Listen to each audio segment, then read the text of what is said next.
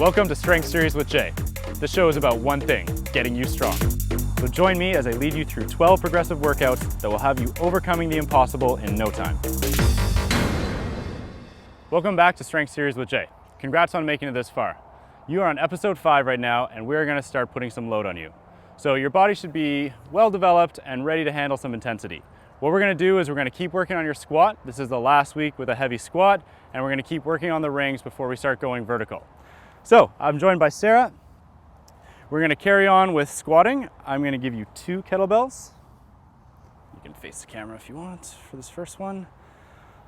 So at this, the weight is now symmetrical. You can start to handle more load. She's not getting pulled side to side. You wanna feel, again, like you're in a nice tight plank. So there's some options. You can grip the 2 kettlebells as hard as you can. You can intertwine your fingers, but always you wanna make sure your elbows are tight to your body, core engaged, and then straight spine. From here, if you wanna face that way, you're gonna squat just 5 times. Take your time on the way down, again, moving through all your joints. So you can squat, perfect. So control to come down, stay tight, and as much force as you can put through the floor to zip right back up. Good, just a couple more. You can hold this for a sec. When you get to the top, you wanna feel like you've engaged everything. So a lot of times what'll happen with a squat is someone will come up just to about here and they know the hard work is done and they'll come right back down. But you wanna make sure you zip up, everything squeezes really tight before you start your next rep. So let's do one more, down slow, as much power as you can, drive up. Good work. I'll take those. Because you're gonna be squatting heavier, we're gonna take longer rest. We're gonna take 3 minutes in between. So while you're resting, we're gonna keep working on your overhead position. Sarah's gonna come here. She's gonna get into that same bench overhead position stretch. The only difference is we're gonna add load right now. I'll give you this kettlebell. You're okay to hold it like that. Is that how you held it last time? All right, so from here, you wanna have a mild pull either through your tricep or your lat. You wanna feel like you're extending again through your upper back, and there's gonna be no movement. We're just gonna stay here and breathe. You can see she's well aligned, her ribs are not folding forward. She's gonna have a little bit of load here. You might get a bit trembly, but you are gonna hold that for 40 seconds. I would suggest using somewhere between 5 and 10 pounds. This is probably too heavy. And you're gonna do that 5 times. So we'll show you the squat one more time. Let's get into a good rack position. Good, and you can see as Sarah holds the kettlebell, it's the same thing. You don't want to have any broken wrists in the kettlebell. Think of reaching through, gripping tight, and pulling it tight to your body. From here, you're gonna squat in a controlled manner to the bottom, keeping everything engaged, lots of force through the ground, and back up. One little thing I like to think about is as I'm going down, I think that I'm stuck here and I've got to pull the ground up towards me. So I'm engaging everything to pull myself into the bottom before spring loading and driving up. Good. Let's go one more. Good job, Sarah. I'll take those. Okay, so we'll say that was her 5th round, or sorry, her 4th round of 5 reps. At that point, you don't need to do the stretch anymore. We're gonna move on to ring work and body weight work. So now we're gonna do single arm ring rows. I'll give you this to your right. For this, you need to just find what level works for you. It's deceivingly hard to do one set or to do it with one ring. So I would start standing vertical with no load before progressing further, but she's gonna keep her shoulder down. You remember doing this in a negative fashion before. She's gonna lower herself slow with no twist whatsoever. Then pulling from her shoulder blade first, tucking her shoulder blade around her body, driving up, and just sticking for that second nice and open. So you can do 8 of those. You can't see from this angle, but she's got her hand on her side or on her ribs, and that helps you to make sure that you're not twisting one way or the other. So for right now, we're gonna work on not twisting, moving through your shoulder blade to drive up, taking your time to come down. Again, she's gonna do 8 reps. If you find this easy, then you can move your feet out. I like to keep the ring as low as possible to the ground so it doesn't ramp right up when I bring it up. Nice, keep that up. Good. So you can see this ring is almost to the ground. If you choose a ring that's too high, it's gonna feel awkward. You should know it right away when you start. But basically there's like next to no load here, and then there's quite a bit of load at the bottom. Whereas with a long ring, it doesn't have that same effect. All right, now working on the push-up. Let's set up right here, kind of this way.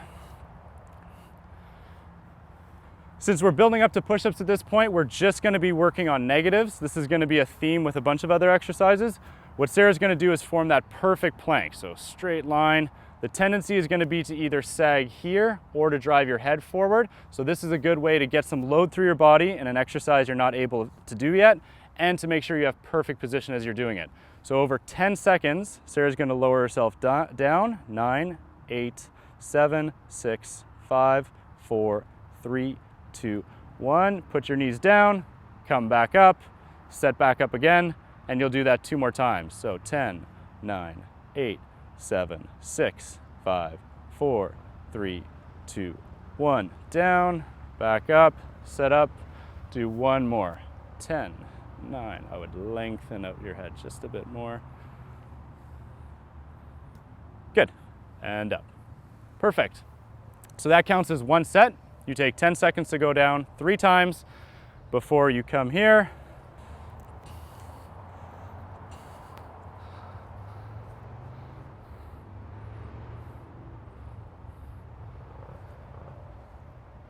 Nice. So keeping a good grip on the ring, glutes engaged will help you to prevent that twist in your pelvis. Hands on your ribs is one option so you can see if you're rotating. Another option if you want is you can take your hand off completely and you can just make another fist with it. So you can think of being tight and connected through your entire body. So we'll just do a couple more, or pretend that's 8.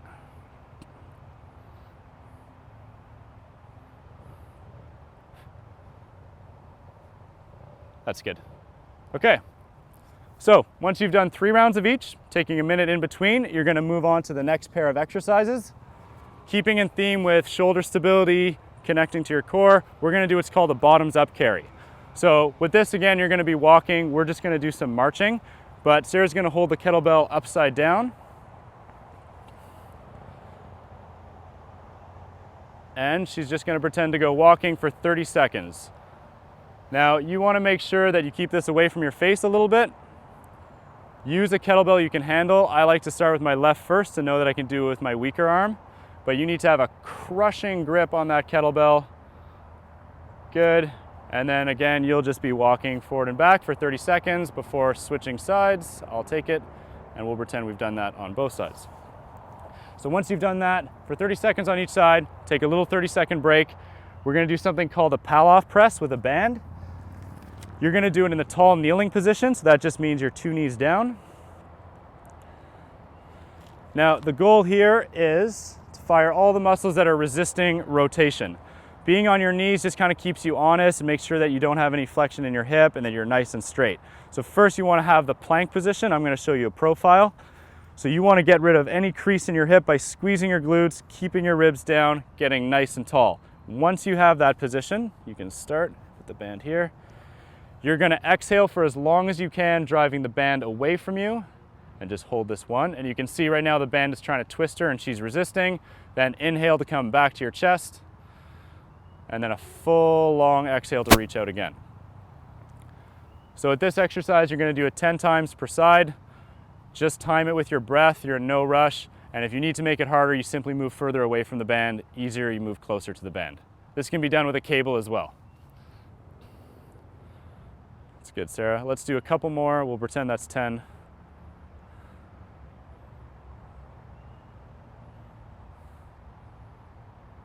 Good. And then away.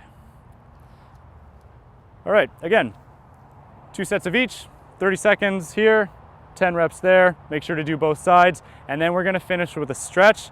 We're gonna start working on low body now. So this is called a couch stretch. What you're gonna do is you'll have something elevated behind you where you can put your foot. Have your other leg out in front of you. Perfect. And the first thing to do before you get too much into the stretch is to think of posteriorly rotating your pelvis. So kind of like tucking your pelvis under you by squeezing your glute tight and forming a nice straight line from your head right down to your knee. Then if you want more of a stretch, you're gonna start to stand up. Good. You want to make sure there's not too much arch in your back. So again, controlling that pelvis is going to help you stretch. We're holding this position for 60 seconds, taking deep breaths. Try not to be super violent with it. You can move around a little bit. And yeah, let's say that's 60 seconds. Okay, great. Thanks for joining us. Keep sticking with it. Next week, we're going to move into some deadlifts and then eventually some kettlebell swings and chin-ups. Thanks.